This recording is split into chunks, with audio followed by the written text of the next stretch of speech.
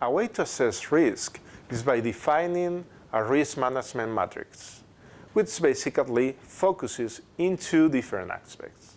The severity, defined as the impact and the negative consequences from an event, and its probability or likelihood to happen.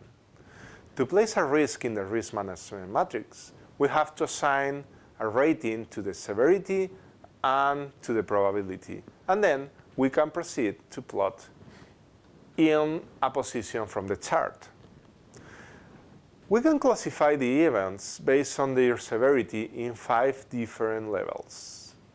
First one, we will find the trivial events, or insignificant, are those risks that won't bring any negative consequences and also won't pose a threat to the system or facility.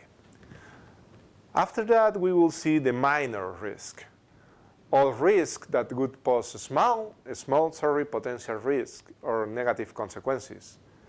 Those risks will not challenge the success of the facility either.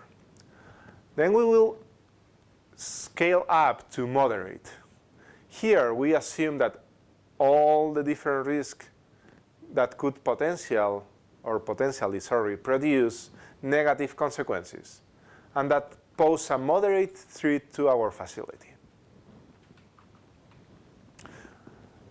Then we can go to the next step or classification that are the major risk.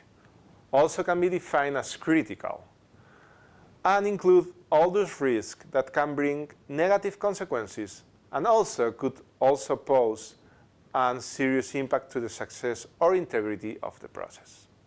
And finally, we have the extreme, bringing, as its name indicates, extreme negative consequences, and that could challenge the whole project because can cause a severe damage to the facilities.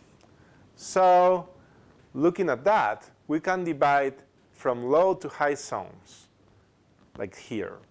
We can find that the low areas of the chart include all those risks that have little impact or are unlikely to happen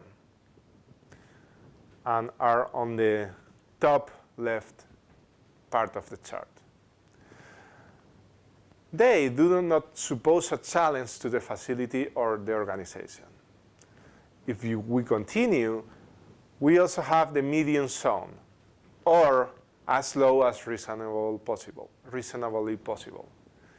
And here we include all the challenges that are based on their severity and probability and that are considered tolerable, or that would not significantly pose or produce damages. And finally, we have the high area of the chart.